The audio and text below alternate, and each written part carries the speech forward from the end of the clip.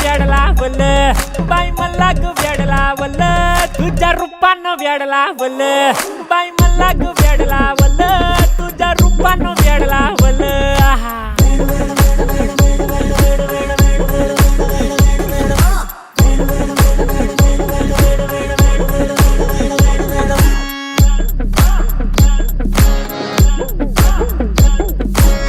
झालो काम सारं सोडून आलो मी चाल तुझी मस्त म्हणे मला फॉलो मी काय करू अक्टू मला कळना ती ड्रीम करतो आणि काही दिसना काही सुचना